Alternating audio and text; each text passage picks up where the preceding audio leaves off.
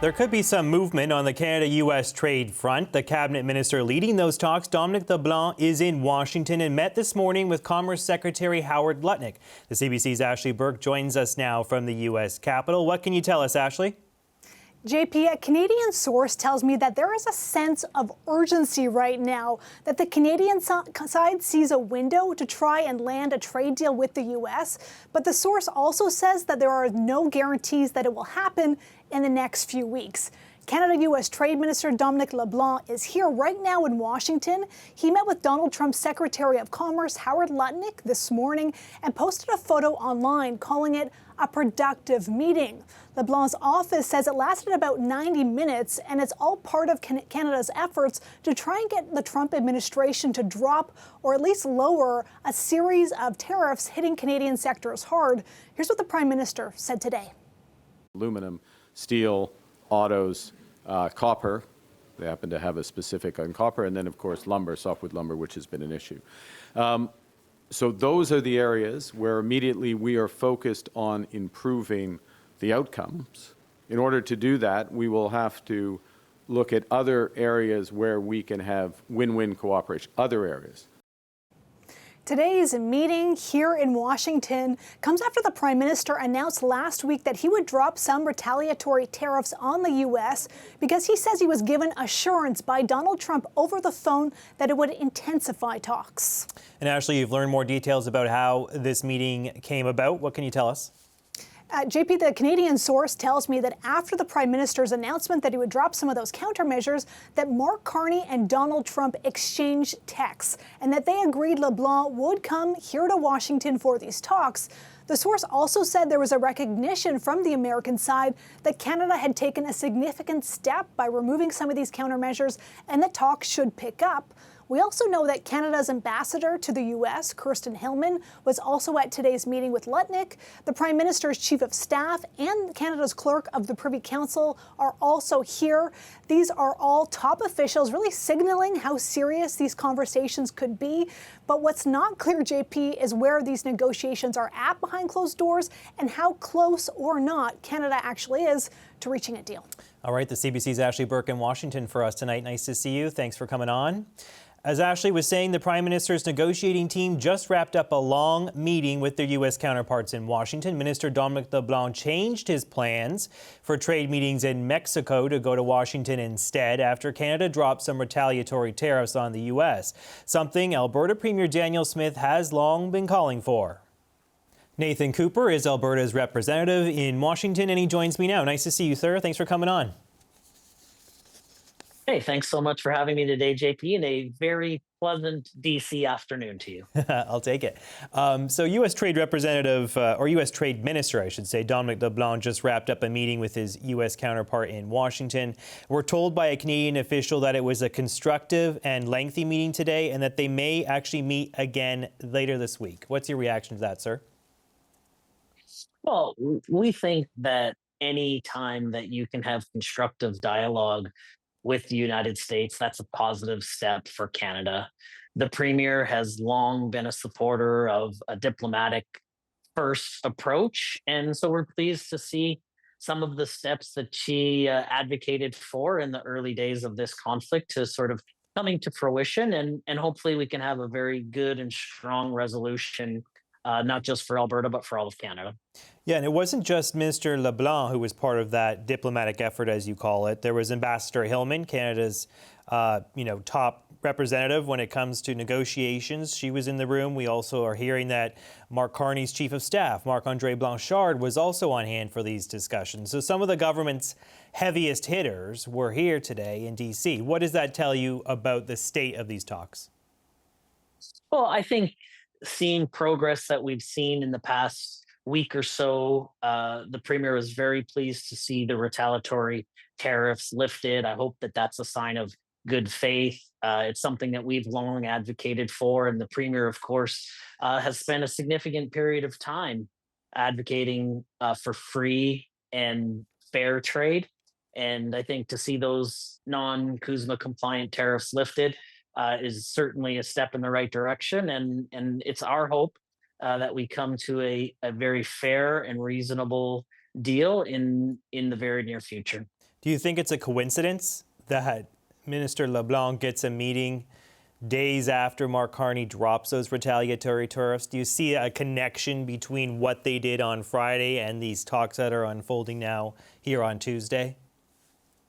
Well, I think between the call that the president and the prime minister had, this step and hopefully others, we're going to see a positive resolution to this. Listen, no matter what the case is, there's significant and ongoing challenges, whether we see with lumber or auto or others, steel and aluminum, and ensuring that we continue dialogue, that we have these conversations is the best path forward. Tariffs, U.S. tariffs on Canadian goods hurt Canadians and Americans and American businesses, and the reverse is also true. U.S. tariffs hurt those who have to pay them and the businesses associated with that. So we need to see a strong, fair deal for all Albertans and all Canadians. And the other thing is that Canada can take steps to strengthen our economy at home as well by repealing some of the challenging policies that have a net negative impact, particularly on our energy sector. Right.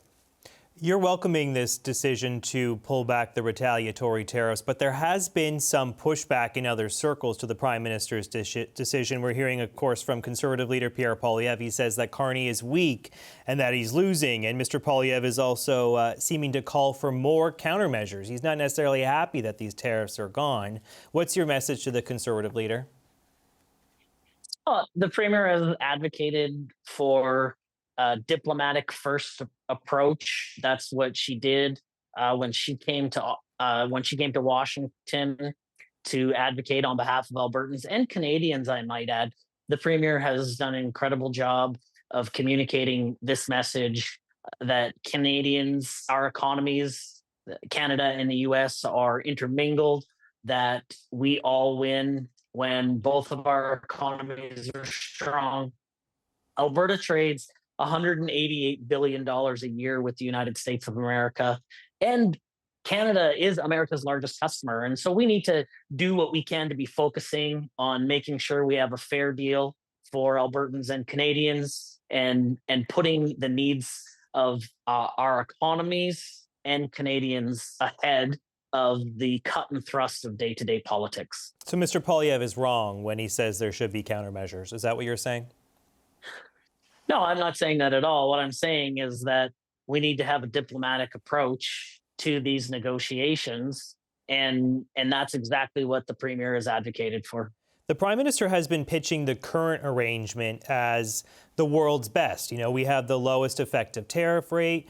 Roughly 85% of our goods are still trading tariff-free thanks to CUSMA, including many energy products, as you well know.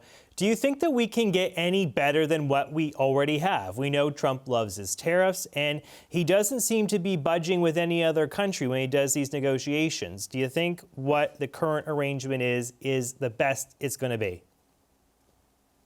Well, I think that having the overwhelming majority of energy and agriculture products CUSMA compliant and not having a net impact on the Alberta economy, of course, is an excellent thing. And I do believe that the Premier played a significant part in helping make that happen. And so I think we should all be thankful for the fact that the overwhelming majority of products are currently CUSMA compliant.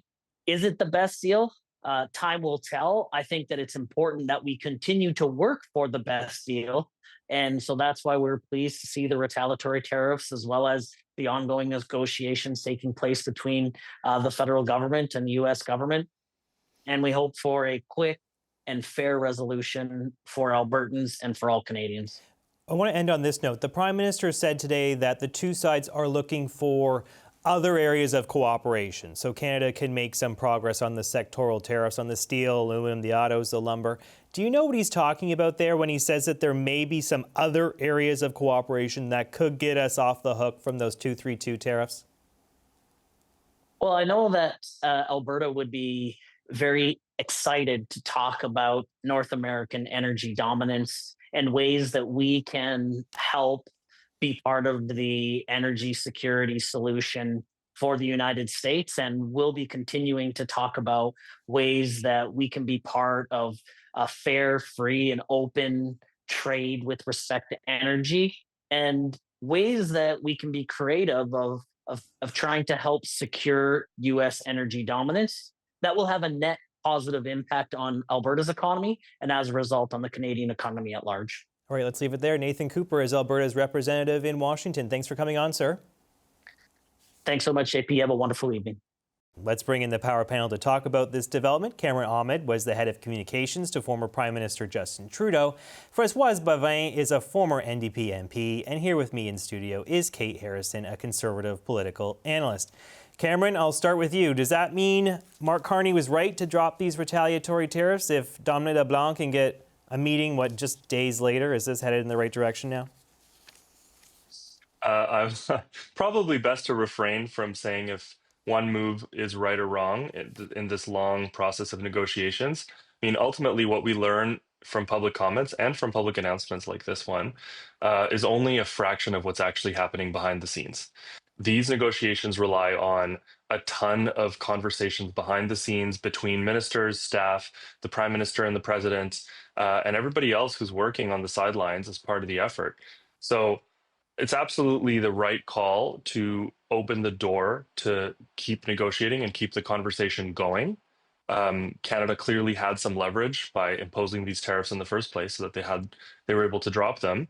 And they're the government's right to say, we're going to take the time to secure the best deal that we can for Canada with as many of the unfair tariffs removed as possible and not just rush to any deal like some other countries have done and have subsequently regretted because, as we know, these deals are subject to change at any moment. So all of this has to happen at the same time as the government diversifies our trading relationships around the world, especially in Europe and in Asia. And that's been the parallel priority of this prime minister since his very first week in office. And as we saw again today, this week in Europe, talking about new deals and more exports and imports with our biggest trading partners and trying to diversify with countries like Germany. Kate, I love that they always describe it as constructive.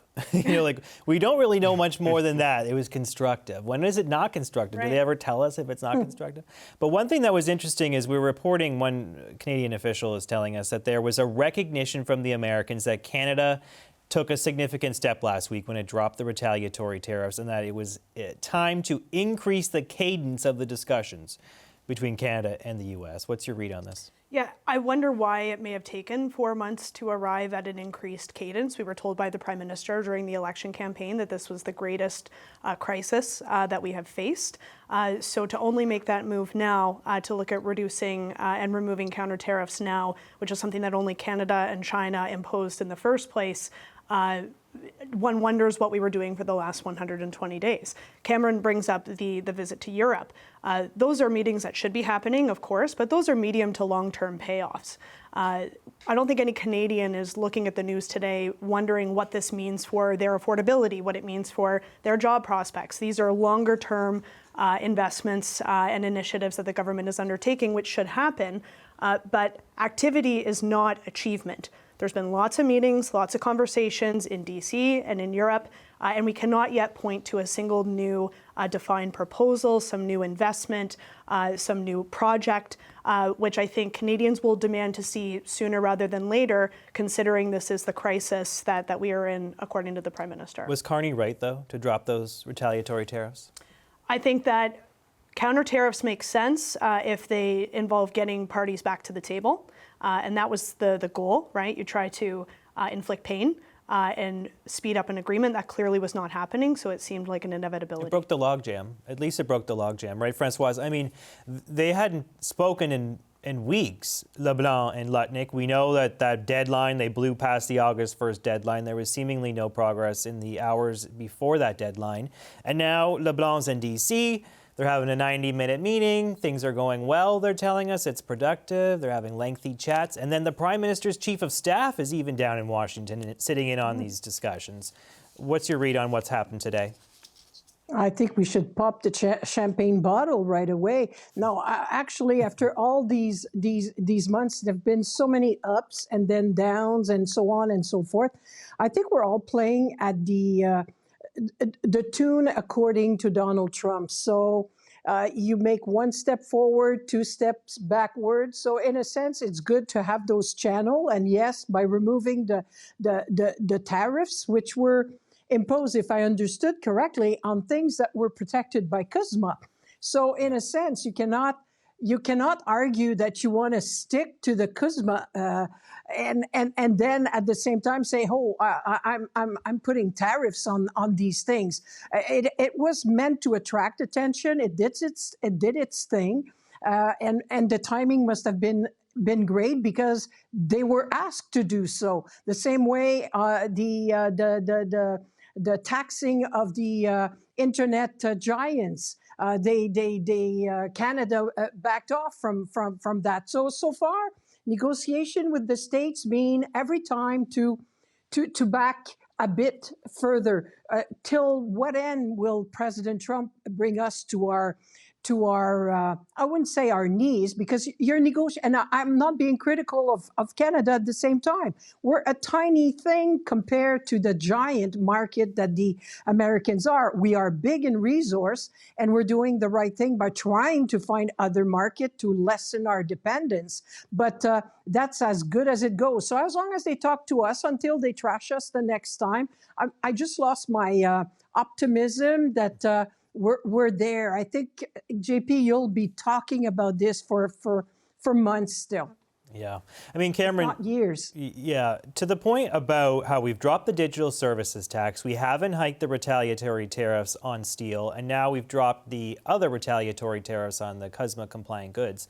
Carney has definitely made some moves here, and we haven't really gotten anything concrete in return just yet.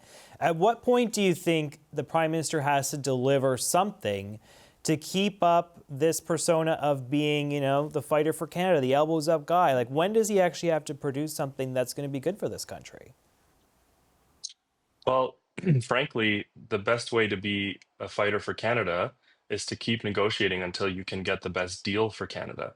And these negotiations, like I said, are extremely complex behind the scenes, and they take a long time. I mean, we can't capitulate and just settle for any deal that's going to be harmful for us if we think there is a chance that we can get something better.